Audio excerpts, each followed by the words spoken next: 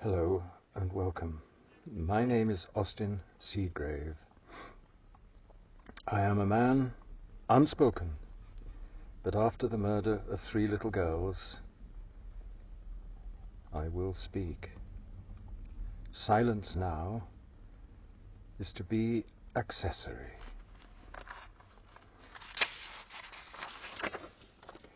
I want to talk to you about the third evil. The third evil is the evil that has succeeded its 2 predecessors, Nazism and communism. And the third evil is liberalism. There is no hope for mankind until it is recognized that liberalism is the third revolutionary evil ideology to plague mankind. A core component of liberalism is anti-racism. And it is because of anti-racism that 3 little girls were murdered.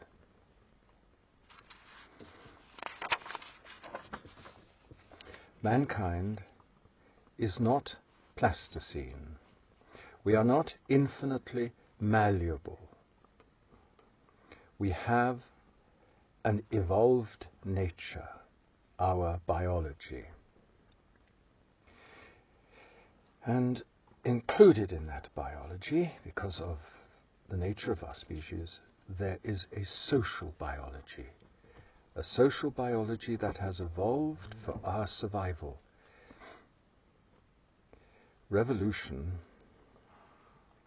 believes it can junk the past like throwing a broken pot into a waste bin. But you can't junk the past. The past is what we're made of. It is time to be biologically correct and no longer politically correct, which has led to the murder of 3 little girls. It is by natural selection that we have evolved, as it is with every other species, and that evolution includes our social biology. Natural selection is the true constitution of man, not the paper constitution written by persons in university departments, but the biological constitution. Natural selection works on 2 principles, key principles: the conservation of the selected and marginal mutation. Change mutation to change, marginal change. Revolution is a fatal attack on evolution. As you can see, if you look around the world since the revolutions that came out of the French Revolution. The 5 keys to understanding revolution, to understanding it truly, not fashionably, but historically. The first is that revolution is negation. Excuse me. It is negation of the past. In the case of the revolutions that sprang out of the French Revolution, it is negation of the patriarchal age. It is not to transcend it, it is to junk it. Negation. Negate it. If it says yes, revolution says no. If it says no, revolution says yes. And that seems like something new, but it isn't something new at all. It is simply negation of the past. The second, of course, is hatred. Hatred of the past. Hatred of father. Particularly deadly in liberalism. The satanizing of the past, the satanizing of father, which is not exactly biological sense. The third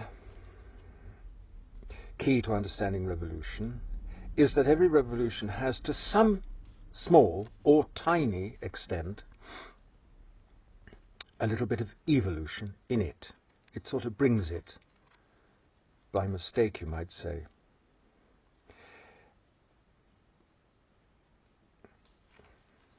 And if you don't like the word evolution, then reform might be a better word for you. The fourth key is that revolution is the only way that evolution can proceed, because the past, being human, does not wish to become the past, does not wish to let go, clings, that absolutely characteristic human habit of clinging. And so, in order for change to come about, it has to be explosive.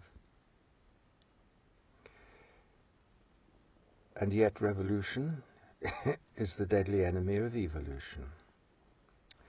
Such is the nature of this species. The final key to understanding revolution, a true understanding of revolution, is that it is adolescent. It is not grown up.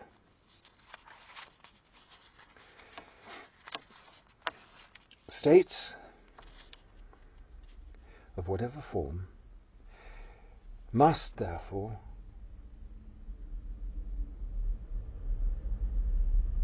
conform to natural selection, to the conservation of the selected and marginal change. States must not offend against the biological constitution. States must conserve.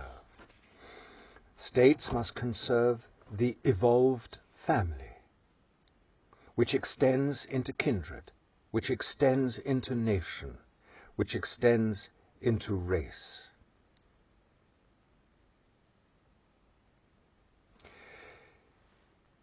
Culture is the expression of adaptability. Culture is a simple thing. It's not highfalutin. Culture is simply how we do it as opposed to how our neighbors do it. And that how we do it is our culture. And culture, therefore, is what must be conserved.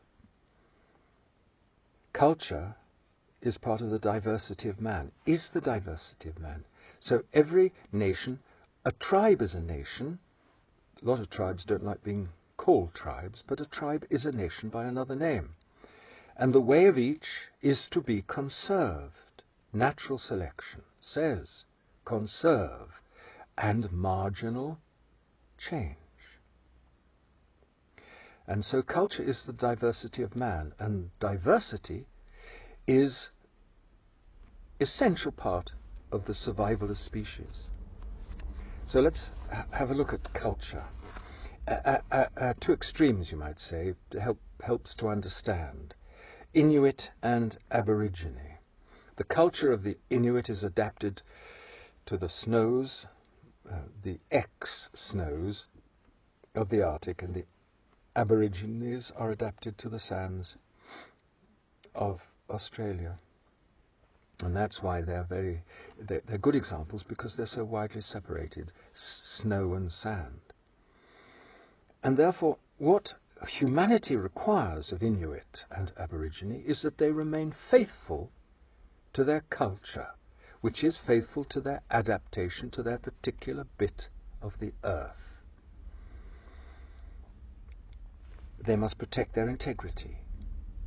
If they were to practice anti-racism like the English do, they could have no chance to protect their integrity and to protect their culture. And they would therefore be doing wrong, not only to their forebears and to their children, but they would be doing wrong to mankind. mankind requires the Inuit to remain adapted to the snow and the Aborigine to remain adapted to the sand. And so do they, because they are masters of their environment. They are master survivors. And the only measure of intelligence, finally, is survival. It's not very intelligent to be highly intelligent and go extinct. So, they would be foolish and wrong to practice anti-racism, to practice saying, you know, we must be open to other peoples and their ways. Of course they mustn't. They must not.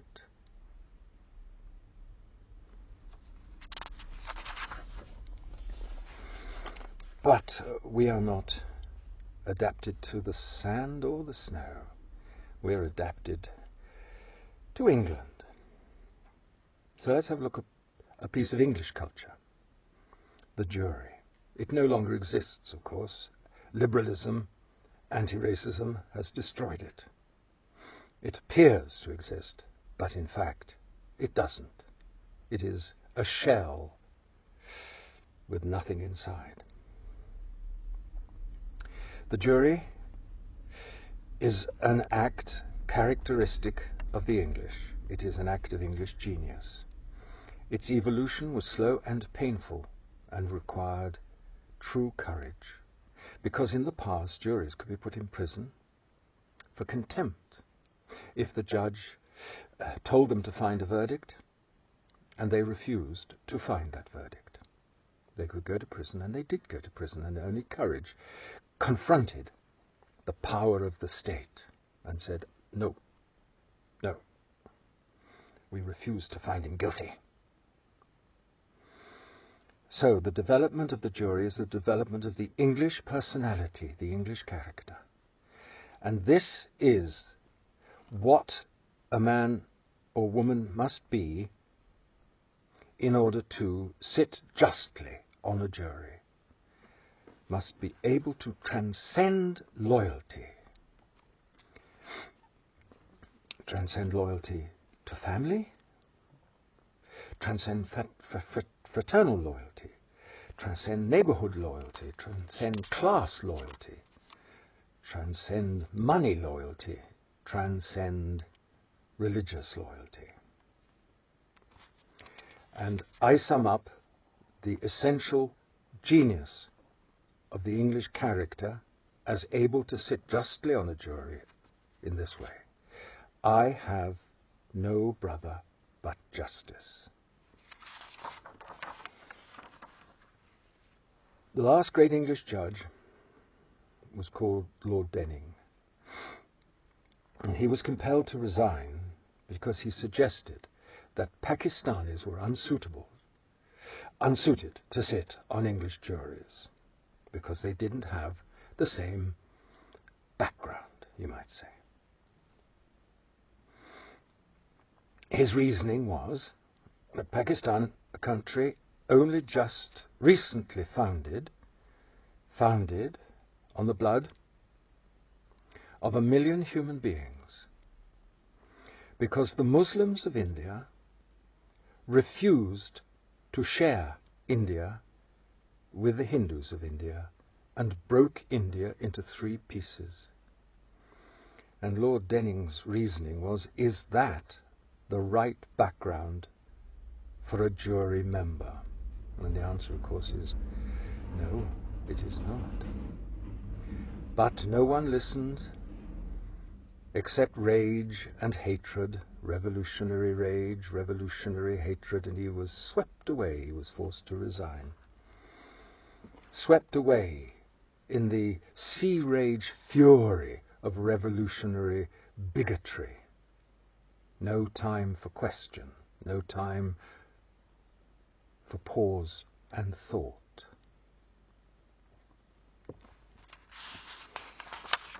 So, here's an example where revolution is not natural selection, is not conservation of the selected.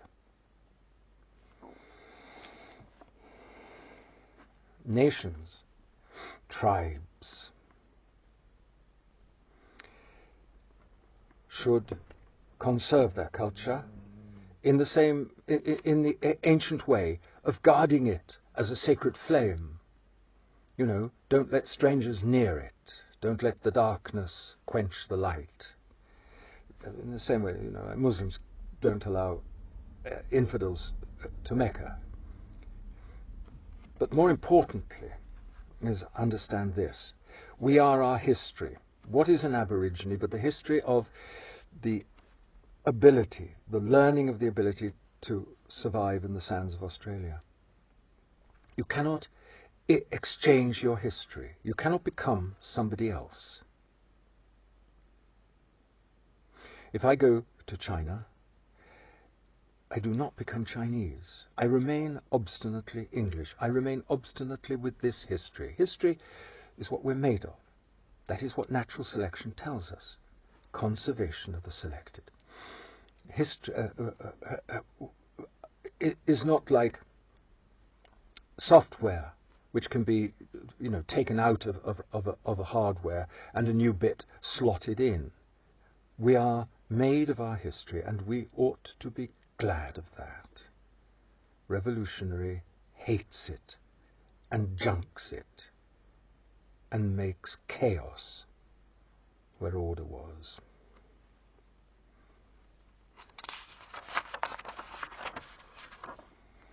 So remember, conservation of the selected, conservation of a nation's culture, whether it is Inuit or English, is part of our duty, not just to our ancestors, by way of saying thank you for the life that they have given us, but it is our duty to mankind, because we, by maintaining our way of being man, provide one of the elements that make up human diversity, and human diversity is essential for survival. It's obvious, isn't it? If there are 10 different ways of being human located in 10 different locations, and disaster strikes and sweeps away 9, one remains, and so mankind remains. Before I go on, a note on names.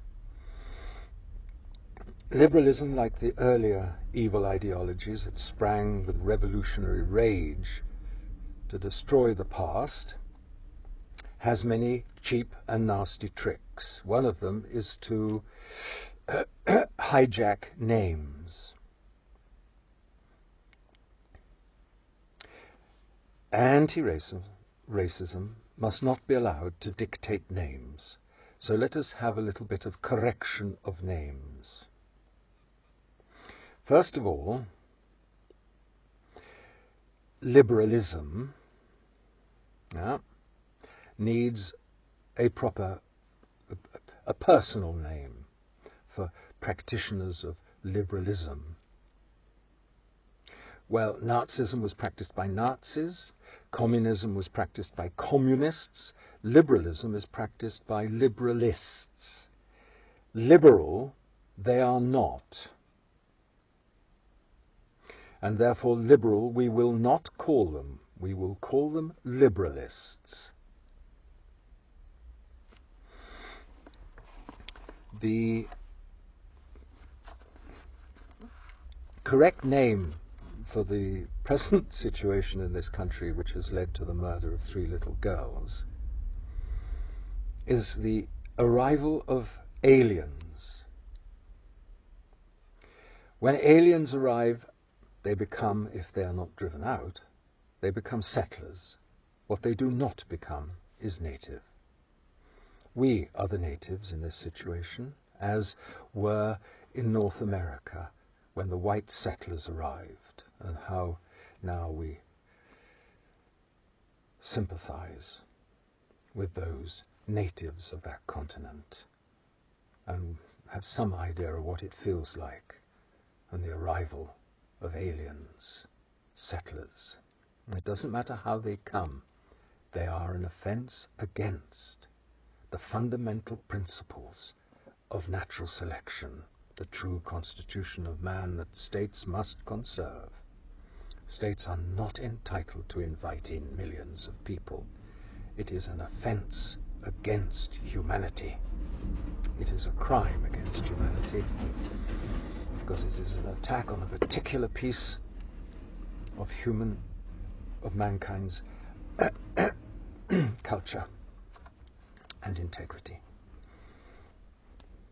So, the true name, settler and native, and you will note that race has nothing to do with it at all. Race has nothing to do with it. Native and settler. Another name we will not use is black and white. There are no such people. They are a figment of a hateful imagination. No such people. We all have a name. My name, personal, I've given you, Austin Seagrave. My next name is Englishman. I will not have any other imposed upon me. We will not use the word British anymore. There used to be a validity in that word, in that name, but it hasn't been valid now for several decades. The Union is dead, just waiting to fall apart. So we will not use the word British because that is allowed to smear an illusion over a situation of native and settler. You are either native English or you are not native, you are a settler. Not English, and we will not allow the use of the word British. Another name we will not use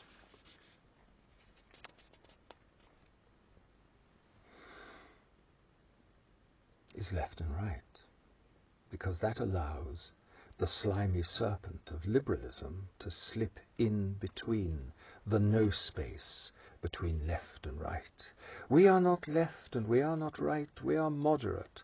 Lie the liberalists, who are the most immoderate in the whole history of madness. History of madness has nothing to compare to the madness of liberalism.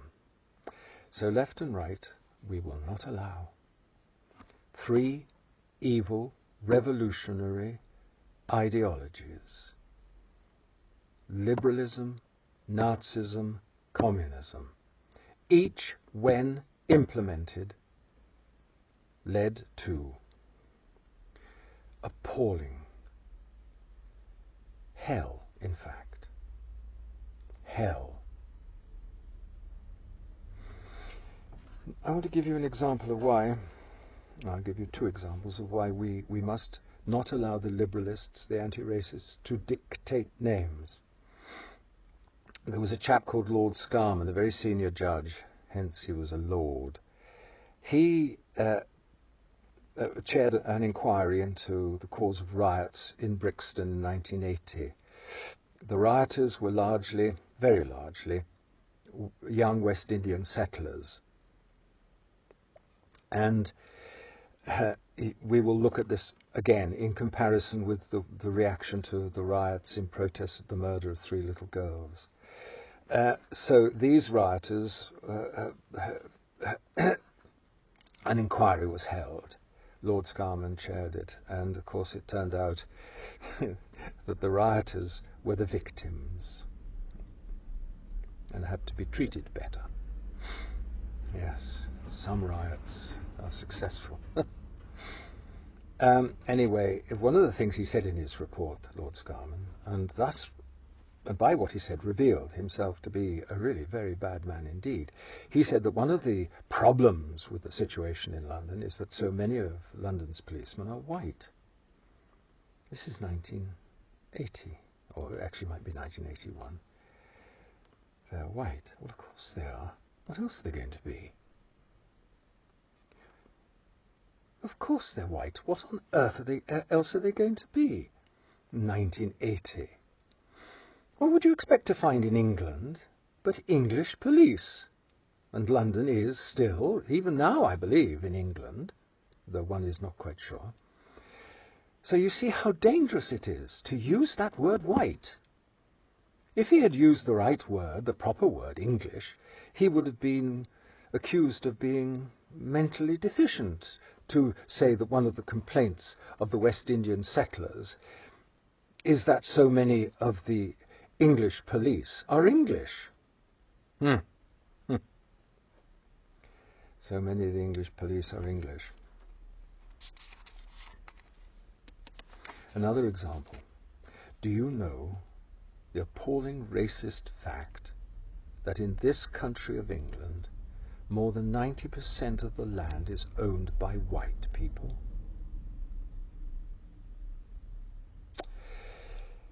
Change it to English, and it becomes, in England, more than 90% of the land is owned by the English. So, you see how dangerous words are? Don't let the liberalist anti-racists dictate names.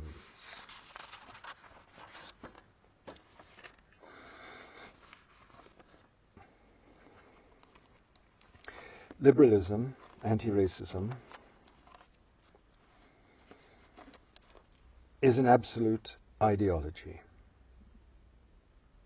It is an ideology that does not tolerate opposition, because opposition must be wrong, because it is right.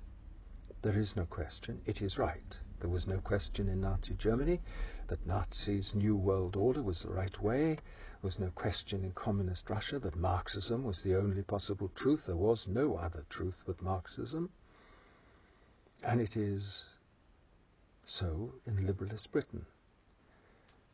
There is no other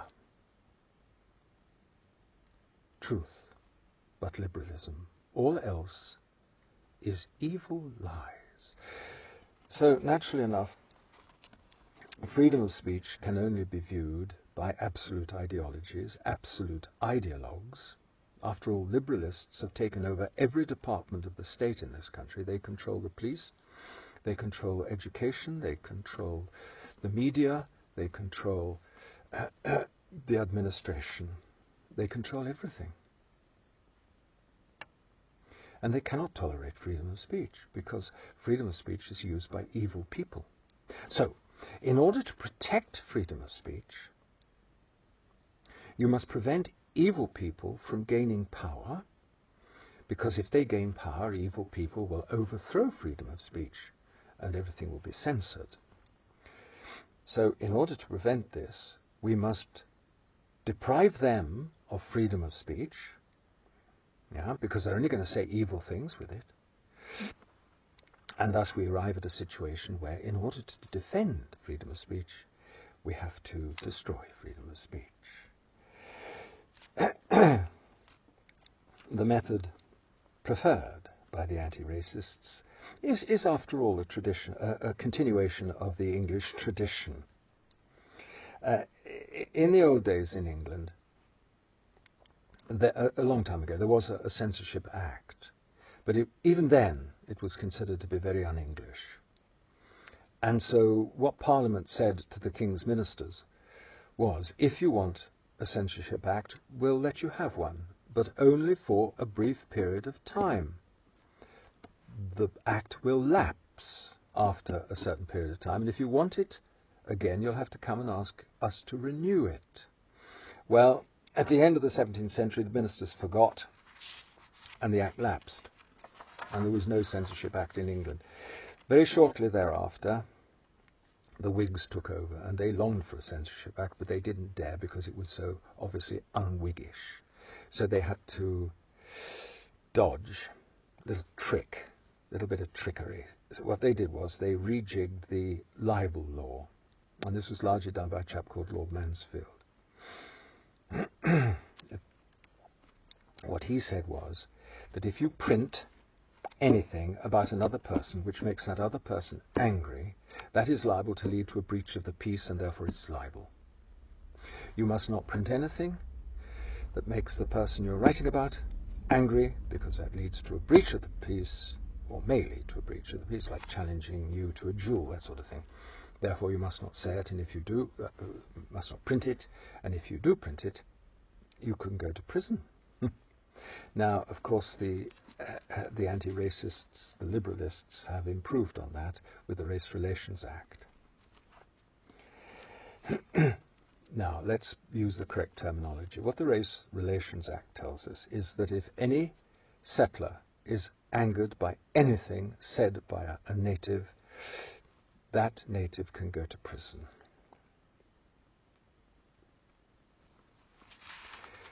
Truth has nothing to do with it. And that goes back to Lord Mansfield. Lord Mansfield said truth has nothing to do with it. In fact, said Lord Mansfield, the more the truth, the more the libel. And we might remember Voltaire at this point. Voltaire said, I do not agree with what you say, but I'll defend to the death your right to say it. Not very liberalist. Very liberal, but not very liberalist. The English version of this is the concept of loyal opposition, that you can utterly disagree with a program and campaign against a program, but it doesn't make you disloyal. It doesn't make you a traitor. The concept of loyal opposition. My contribution to this is to say that no man has more than half the truth. No man has more than half the truth. Excuse me.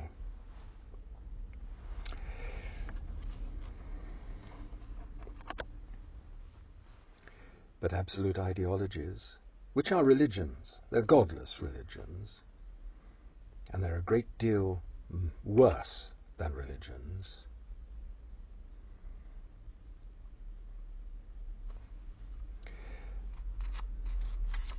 Absolute ideologies must persecute the opposition.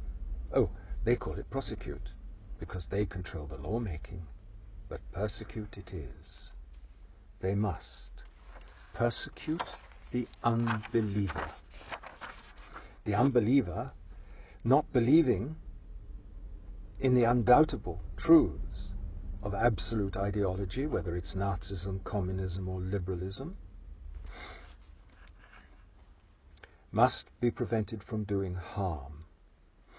In communist Russia, those people who dared to question the inevitable truth of dialectical materialism were put in hospital as being mentally deranged and given chemical therapy.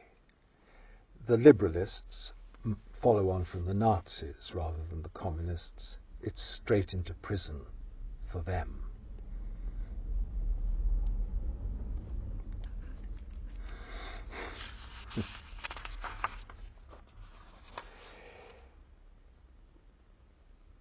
The situation now, the murder of 3 little girls, is that the English, the natives, are very close to the situation the Jews found themselves in Nazi Germany in the 1930s. Very close.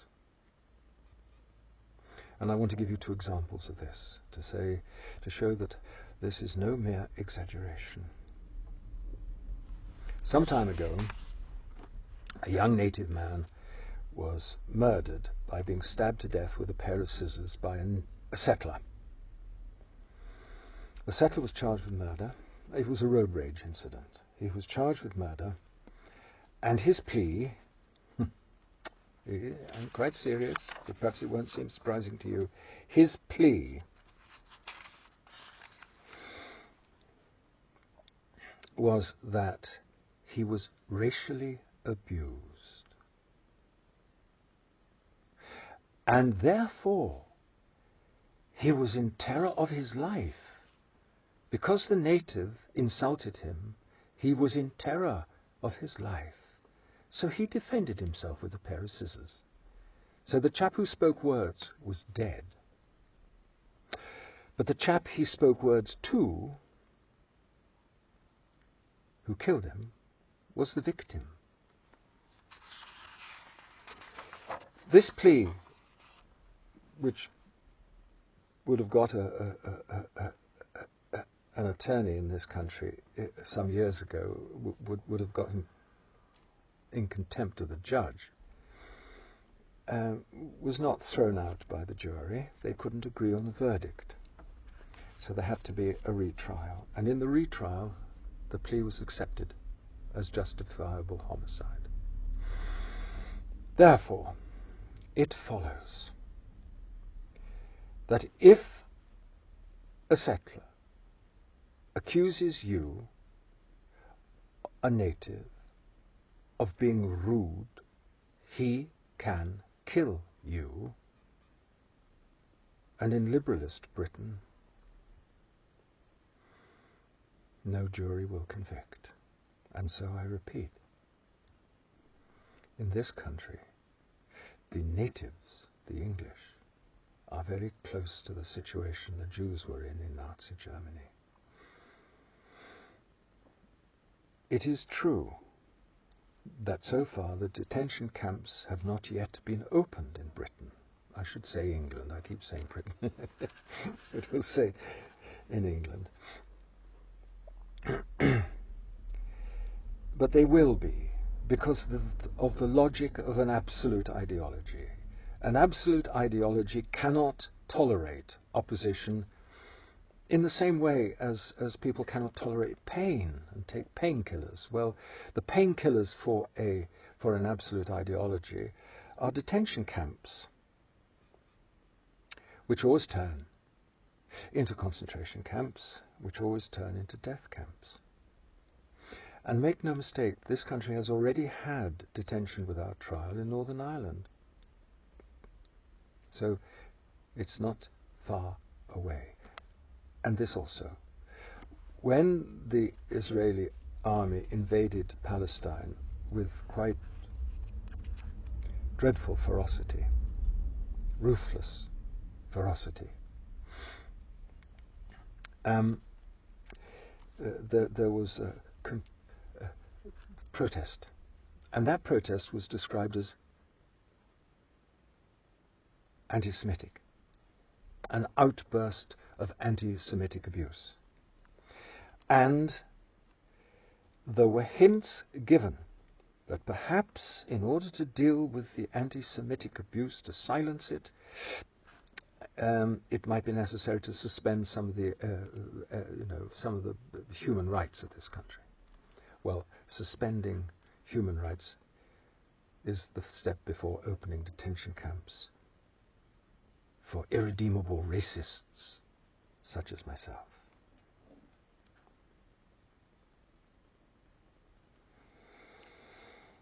The other example is the recent murder of 3 little girls.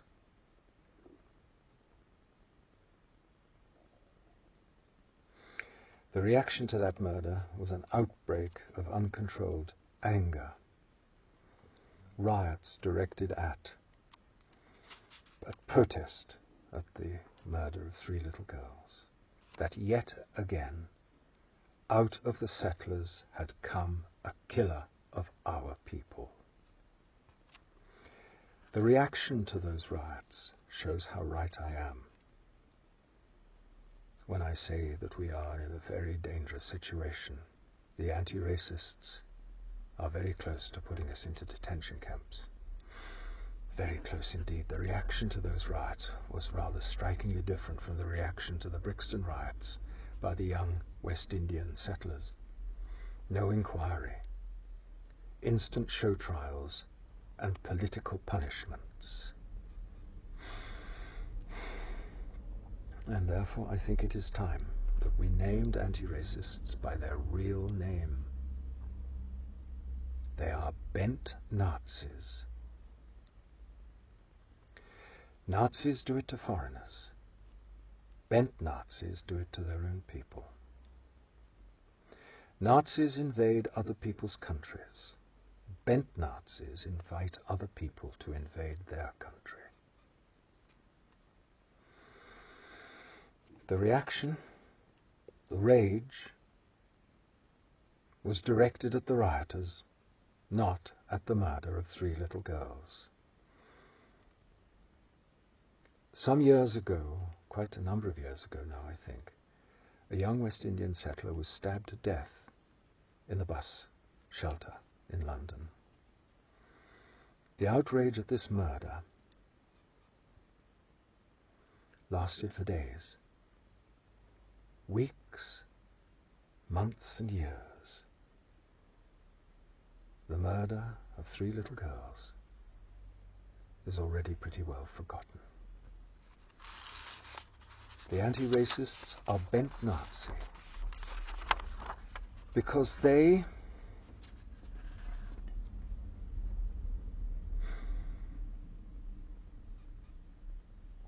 are guilty of every one of the murders committed on our people by the settlers.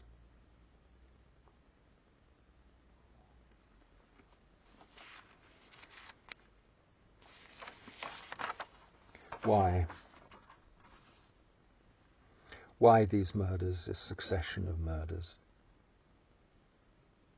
Why? Hatred, of course. The anti-racists, or as they are more properly called, the bent Nazis, have taught the settlers to hate the natives. Hate the natives. They have a right to hate the white. A right to hate the white because of the wickedness of the white, the evil the white has done in the rest of the world. And quite right too. The Europeans, particularly the English Europeans, us, we have done appalling crimes against humanity in the rest of the world. But nothing ever justifies hate, and that would not justify anti-racism. You cannot justify hatred. And what that means, by the way, and this is in the language of almost all you talk to about, all the anti-racists or bent Nazis you talk to, is that we've taken so much from them, so in a sense they're only getting their own back when they come here.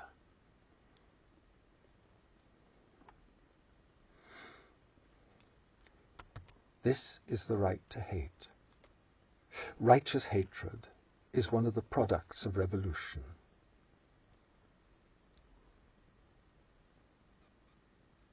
It's very delicious, righteous hatred. It's almost as good as sex.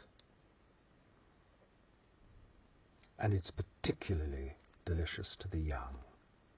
They particularly enjoy little sessions of righteous hatred. Righteous hatred, the right to hate, becomes hate right. Or another word for hate right is victim right. Now, if you're the victim, you can do no wrong, because you're the victim. You are the receiver of wrong. Remember that settler who stabbed with a pair of scissors a young man to death for speaking words with his mouth? You see, that settler was the victim, wasn't he? That's what the jury found. The young man was dead, but the man who killed him was the victim. Hence, these murders. Hatred. Hatred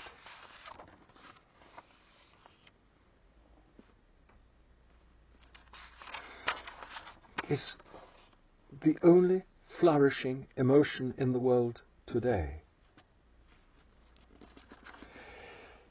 To such a hatred has anti-racism, the bent Nazis, stirred up the rest of mankind, who are only too willing. After all, not only have what you call the white races done irreparable harm to the world, but they occupy so much of it. So they were very willing to hate. And anti-racism, the anti-racists, the bent Nazis, simply gave them a mouth to speak.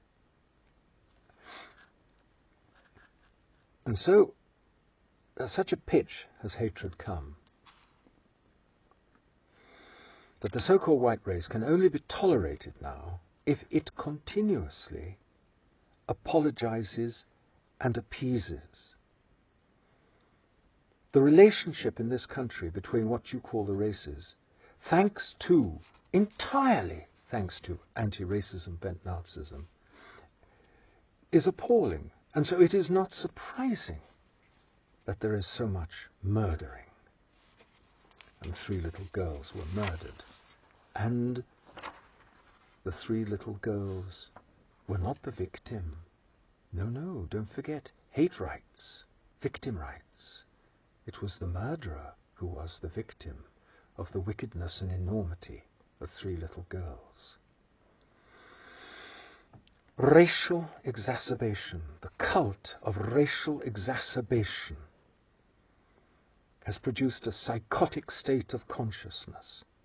And all the time, the bent Nazis talk about enlightenment. Well, we are not surprised. We know from their forebears, the Nazis and the communists. The Nazis talked about New World Order. Even while they were laying waste whole cities, millions were dying, they still talked about New World Order. And the communists, even in the drudgery and misery and gulag of Soviet Russia, talked about the paradise of the worker.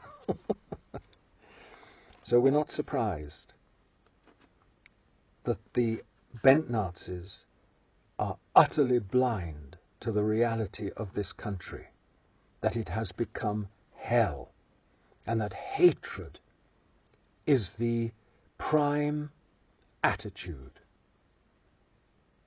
just below the makeup. I haven't said why this evil ideology that is now to be named bent Nazism, why this evil ideology came into existence. That is for a later talk. We haven't time now. Why? That is the question, isn't it? Did we allow? Why did we commit this biological madness, this flagrant affront to the fundamental principles of human evolution, conservation of the selected and marginal change?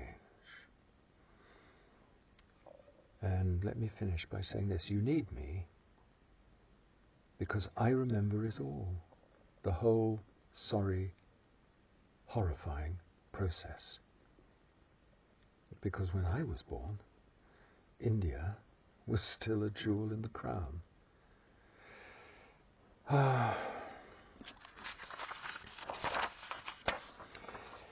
The incubus of empire.